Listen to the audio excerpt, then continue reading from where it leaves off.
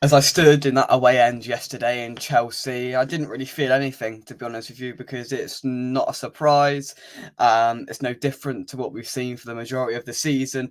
We've been battered on so many occasions, and sometimes the scoreline hasn't reflected that, but it's still being provided through the performance. Look, I'm here to debrief and try and make some sense of Chelsea 5, West Ham nil yesterday. I went into the game with a little bit of confidence, just a little bit after the valiant effort we put in against Liverpool last weekend, and we hadn't played a game for a week. Chelsea played on Thursday night against an albeit below par Tottenham side. Look, we all acknowledged Chelsea were coming into a bit of form. Everybody could see that they've been pretty good in the last few weeks, and it was only a matter of time before that happened because they've spent a hell of a lot of money, as the fans chanted yesterday at the Chelsea home support. But look, it's just depressing, isn't it, really?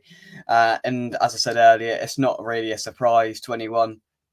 Um, I'm sort of lost for words, to be honest, how we've let it get to this point where you had fans leaving after 3-0.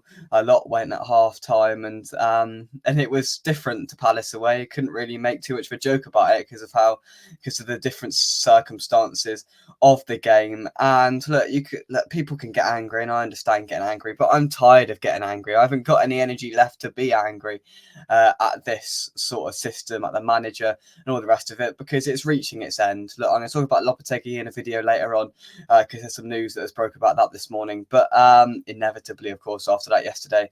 But let's just deal with the here and now just for this video. Yeah, I'm just tired of getting angry because it's the same thing week after week. If there's ever a Premier League table that is not reflected a team's performances week in, week out, it's this one with West Ham.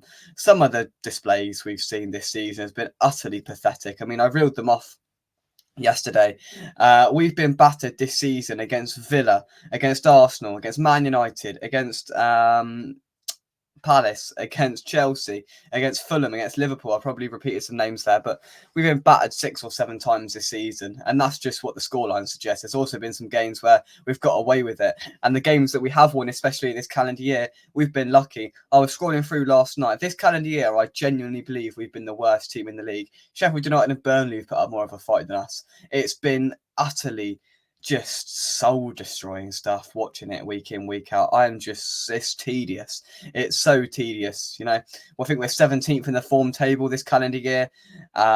We've just, it seems like Moyes has given up. And look, one thing that I identified yesterday was as it started to unravel, as the goals started to go in, David Moyes sat on the bench, and it was Billy McKinlay was the man that was shouting and hollering and going ballistic on the same touchline that Ange Postecoglou did on Thursday night. A recurring theme there, isn't there? But Moyes was unmoved for the majority of the second half. He didn't get up, he didn't shout, he didn't look angry. He seemed resigned to the situation and resigned to probably the fact that he's leaving the club in the summer. He's reiterated, and the company line that he's told has been that they're going to have a chat and they're going to make a decision after the season has been concluded, but sources and rumours are suggesting otherwise at this stage. Look, you could talk about that and how the board have handled this situation with Moyes' departure all you like. That's a story and a debate for another day, but that was a key identification yesterday. He'd ran out of ideas. He'd ran out of energy, David Moyes. He just didn't have a clue what to do.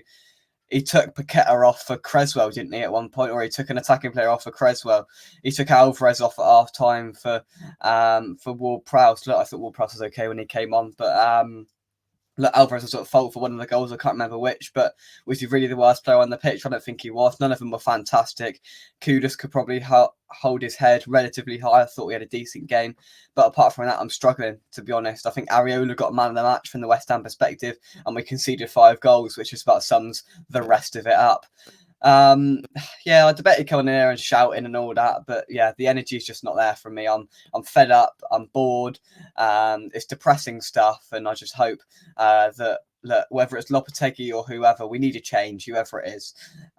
Give it to Noble for all sakes. I just can't stand this for any longer. 2 more games, David Moyes playing football the Moyesy way was the chant in the away end in the second half yesterday. people are going to celebrate at Man City away because it's the final game that David Moyes will manage at this football club. Look, he could have died a hero, but unfortunately he's lived long enough to be a villain, which is sad. It's really, really sad because he's divided the fan base this season like I've never seen before. And it's just all sort of boiled over and intensified to the point now where even the ardent Moyes-inners can't defend this. You can't defend the indefensible. It's time for him to go. Now, look, I'd have had the utmost respect for David Moyes if he left the club after winning the Europa Conference League last season. Look, I understand why he didn't, because he won a European trophy first time in however many years, etc. He wanted to carry on. But I think we would have all had so much respect for the man if he'd have done that, because we still had a poor season last season in the league. We nearly got relegated. We finished 14th or whatever. And look, we've been better this season, but we've also had some performances that have stooped even lower than what we saw last season, unfortunately. We've managed to scrape wins, luckily, if we're honest. The wins we've had this calendar year, Brentford, all right, that was a good performance. They were crap. Everton, that was a complete snatch and grab. Wolves, there was some controversy over that. And we haven't won too many more games, have we, in the Premier League? I think that's just about it. So look, we failed to beat Sheffield United and Burnley. We've shipped 4 goals away to Newcastle and we had a 3-1 lead. Just the fans have had enough. That seems to be the reoccurring theme, that fans are fed up of getting angry. Fans are fed up of just watching this, paying 30 quid to go and see this. It's a reoccurring theme of the fans leaving early. People have got a 3-0 rule, and if it gets to that, they go. And that's fair enough. That's up to them. And they've stuck by that, and they've had to do that all too many times this season, where we've shown no passion, no desire. For goodness sake, you'll see more energy and passion on your local park than what you saw yesterday. We didn't get anywhere near Chelsea, nowhere near them. That was the most baffling thing about it. It seemed like from pretty much minute 5, I thought they had an extra man in every position. They found every ball in 10 yards of space. They had acres everywhere, in every aspect of the pitch. Their player had like 6 touches on the ball before we got anywhere near them. And that just culminated in them having complete control. Defensively, a shambles. Look, we've got 2 incredibly immobile centre half there, and Bonner, who's 37 or whatever he is, and Kurt Zouma, whose knees are or have given way, and they have all season.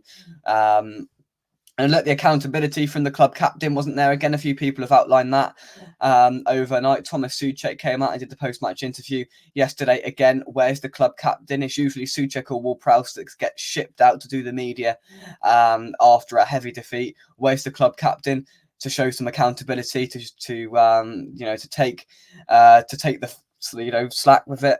Not there, nowhere to be seen. Look, I think that was a really poor appointment, Kurt Zouma as club captain. I think there's so many more and better players we could have given it to at the start of the season, if I'm honest, and he hasn't shown any accountability through some of the devastating defeats we've had through the entirety of this season.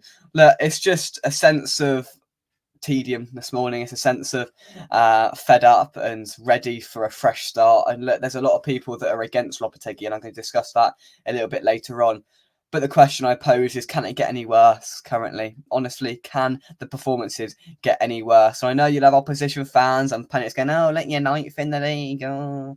Well, if you've watched West Ham week in, week out this season, you'll be baffled to why West Ham are 9th in the league. Honestly, I've got no idea. I couldn't give you an answer to why we're still in the top half of the table. I think it shows more about the pretty awful standard of the Premier League European race this season, and the whole of the Premier League as a whole, than it does us, because we should be 13th or 14th, really, if we're honest, because we've been so poor for so long. It's unbelievable. But look, thanks for watching. Drop a like on the video, subscribe to the channel if you're new. Sorry I couldn't bring you a bit more energy with a rant this morning. I just didn't have it in me, to be honest. I'm fed up, ready for a change, and hopefully that change is imminent at West Ham. Look, come on your own, drop a like on the video, subscribe to the channel, and I'll see you in the next one. Check out the vlog and all the other reactions and content up, ready to view. So yeah, check that out, and I'll see you soon. Bye-bye.